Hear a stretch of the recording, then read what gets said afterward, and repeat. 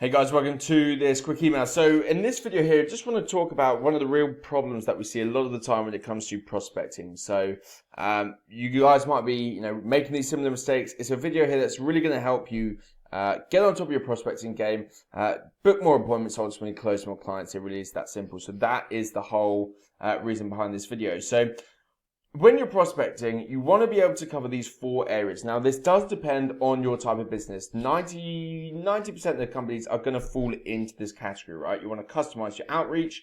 You want to lead with some kind of value. You want to offer insights, insider secrets, ideas, strategies. You want to be extremely value-led. You want to be extremely useful to that business when you're reaching out, right? They don't know you very well or at all. And so you want to be able to, show them that you're an expert at what you do. And the way to do that is to actually go and help someone, not just pretend to help someone, not just drop them an email telling them that you can help them, although that is one idea. The other idea is to actually help that person, right? So, the best way to do that is to research them and actually help them. It's really going to help a lot. So when you're targeting, make sure you're being industry or niche specific as well.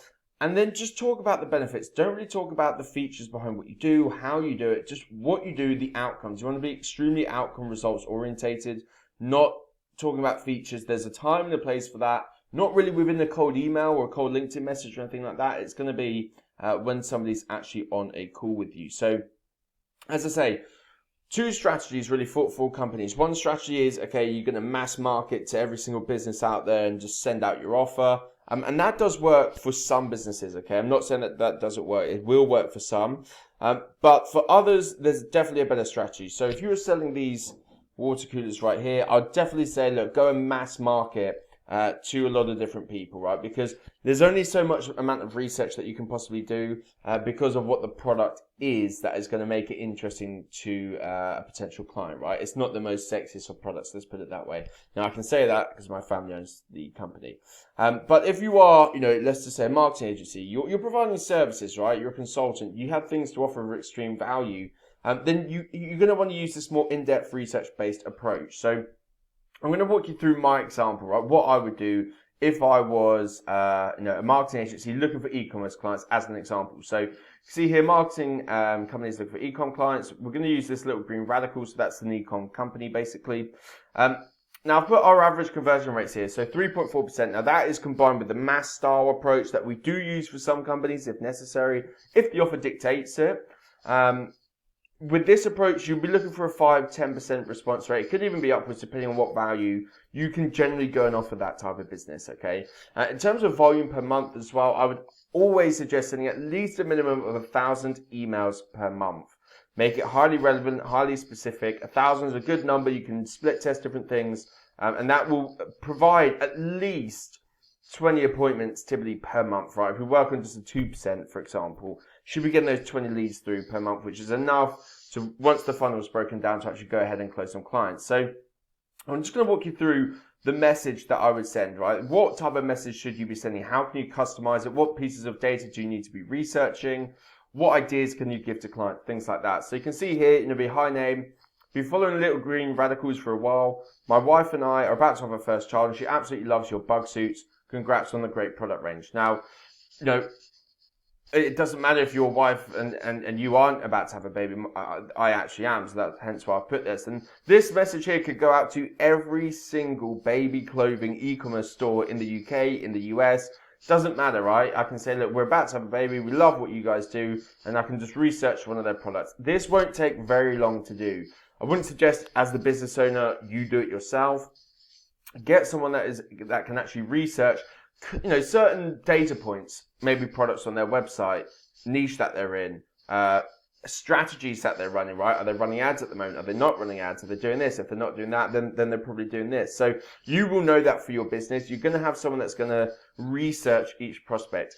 Normally for us, to give you a bit of a heads up, it takes us around about 4 minutes to customize each email going out to our potential clients, right? And this is based on the research that we do for them. So we can see here, look, I'm in Facebook advertising, want to share some valuable insights into your current Facebook strategy, which I really think would help your conversion game. Idea 1 and idea 2. Now, I'm not a Facebook ads e-commerce company, so I don't actually know what those ideas, well, I roughly know what they would be, It might be a conversion. It might be an ad type. It could be various different things, right? You as the expert, you as the Facebook marketer would know those things, would know things that work best in certain industries. So that's where you will have to come in and add those pieces of value. Again, tip here is to actually be of value. So this isn't just some low-level tip that everybody knows, or it's not an actual insider secret or anything like that. This is something of extreme value. Maybe you've worked with some companies very similar to them. You uncovered X, Y, and Z, which grew their sales to whatever the result was. Okay, share that information. Just share it for absolutely free. The best way is just to provide as much value upfront as you possibly can. Once they've seen that, they will book a call with you. They will see you as the insider. They will see you as the expert 100%. The other thing is the offer at this point. So fair enough, we've offered like a couple of ideas. We've shown them some really cool things. We've customized the message. We've shown them that we love their product. But just say, hey, look, we'd absolutely love, to show you how we're helping other baby e-commerce companies overcome the issues that I've mentioned above and absolutely crush it. And then just, mind if I send you over a few times where I can just walk you through implementing this.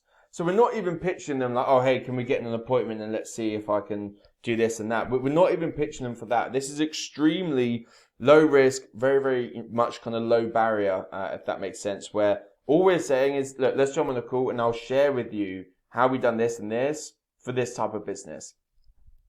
We're not going to pitch your service. We can have a discussion about that. I can ask you where you're at, if you're happy with your current suppliers, if you're doing it internally.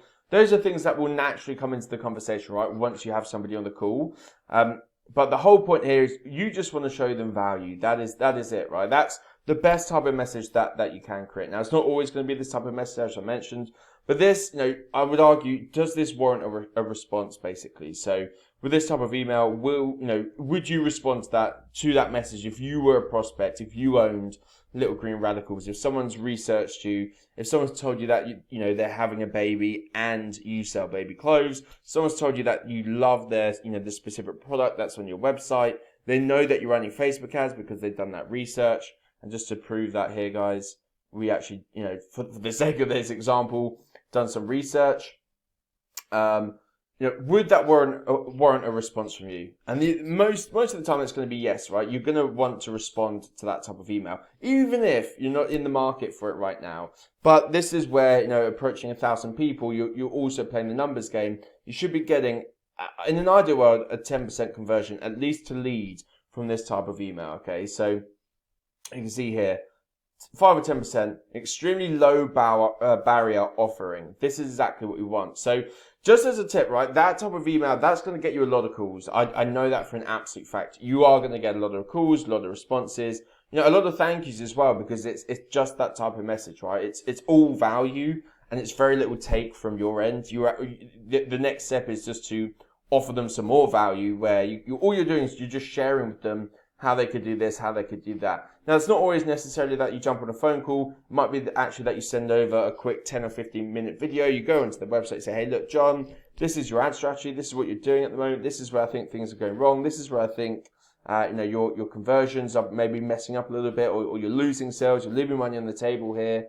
This is what we've done with another company. So maybe you just send that across in a 10 or 15 minute video, and at the bottom say, hey, look, if you want to find out a little bit more, highly suggest jumping on a quick call. Only takes 10 or 15 minutes. We can have like a virtual coffee, or however you want to phrase it, right? However low barrier entry style you want to phrase that message. It's basically just saying, hey, look, this is what we do. Here's how here's how I can help you. I've just shown you that I can help you. If you want to have a chat about this, if you're free at some point this week, I've got time Monday at 1 o'clock. I'd love to have schedule a quick call and see if we can help you guys do the same. If not, no hard feelings. So that's how we want to phrase that type of message, right? Now, when we're actually on the call, you want to do a couple of things here. You actually want to give value to that prospect, okay? So if you're not sending over a video, you generally want to give value to that prospect as if they were a client, if not actually some more value at points, right? Think about how skeptical people are these days. Skepticism is extremely, extremely high. You want to be able to just prove beyond a shadow of a doubt that you are the expert. Besides, it doesn't matter if they work with you or not. It really doesn't matter at this point. You just want to show them value, that you're an expert, that you can generally help, that you can, be of use to their business. The other thing is research their business as well. I'm not talking about the research that we've done before, we sent them an email, because the chances are you as the business owner, you probably didn't actually do any of that research, right? You probably got someone else to do it. You might have outsourced that task. I wouldn't suggest doing it yourself unless you're at the very, very early stages of your business. I would imagine that you've probably had someone else perform that task. So when you actually jump on the call, obviously make sure that you've done at least 15, 20 minutes of research into that prospect's business, into their ads, or however you're going to add value to make sure that you do actually know what you're talking about to that specific business. Bearing in mind, we've sent them an email about it. We can't just jump on the call and say, oh, well, sorry, I didn't actually know, I haven't actually looked at your ad strategy, or I haven't actually done this, haven't actually done that. Do the research that we basically said we're doing on the email. That way the whole conversation is going to flow. You'll be prepared for the call, is basically what I'm saying there. Ensure that you actually have ideas that you can share with them, or some value that you can share with them. As I said, don't just leave it as in the last minute and expect things just to go well. Just do the research on that client. It doesn't take too long, 5, 10, 15 minutes, typically. So yeah, this is just an intro call to a strategy call, right? So that's how it has to be framed. We're basically here just to add value to them. We're not here to close them into clients straight away. That will probably be on another call after we've had a brief conversation. So to give you a bit of a flow of that, normally if it's us, we'll jump on a call. We will share with that prospect, okay, this is where I think you might be going wrong. This is this, this is this. And then we'll just have a conversation, very, very light-hearted conversation. Where are you guys at right now? Can you handle this internally? Do you have a budget to outsource it? Is it on your radar to outsource it? How are you sourcing data? Things that are in our interest, right? We'll just, kind of put those things into a conversation. Try and move it a little bit further down the line once they really, really know that we are an expert. It's much, much easier. We won't get that friction once they know that you can help them. It really is that simple. Bearing in mind, we're reaching out from a cold standpoint. This is the best way to do that. 50% of companies should move to a strategy call or an appointment. So from the 50% that we first speak to that say, hey, I'm interested, can you share with me, some of your insider strategies, etc. 50% of those guys will move to an actual appointment. So the appointment being, we've had that first call, we've given them more value, we've also asked them, is it on your radar to do something like this, John, to outsource it? Is it on your radar to improve this? If yes, if it all ticks, if everything fits, then we would say, hey, look, obviously, we are looking for a few more clients that we can help this month. Definitely love what you guys are doing. Perhaps, we could organize another strategy call next week or in 2 days' time where, I can dive a little bit deeper into this. I can share a little bit more with you, John, and find out if this is going to be a good fit between us, and we can make a decision at that point if that sounds good. Type of thing, okay? Not too salesy, basically. Again, 50% of people that you jump on that first call should then go to the second call. Normally what we typically see is around 20 to 30% of appointments convert into clients. So they've gone through a bit of a lengthy process. We've emailed them with direct value. We've then jumped on a call with them with direct value, and obviously introed our service essentially to them. We've also jumped on some kind of appointment demo, however whatever your sales process looks like. Where normally there's again a little bit more value, but this is obviously talking about what we would do, how we would help, and then at that point, 20 to 30% should convert. It can be higher, depends how good you are or your sales team is, but those are kind of typical numbers at that point. So just want to kind of walk you through, what should be happening with your prospecting strategy. If you are some kind of marketing business or you're providing services to businesses and it's based on the research-led approach, this is what I'd highly suggest. A minimum of 1,000 prospects, highly customize it, try and sub-niche it if you can, and look for that 5% booking rate from your outbound message. The way that you're going to do that is just to get more and more and more customized with your message and give more and more value. It really is that simple. So pretty simple process. Just want to share that with you guys. Obviously COVID right now in lockdown. So if you're not sending emails, if you're not prospecting, maybe you're worried about how to do it, I would highly leverage some of these strategies that I'm walking you through. If you haven't got the time to do it, people can do research points for you. As I said, ours, it takes us about 4 minutes per prospect, depending on obviously what we're researching.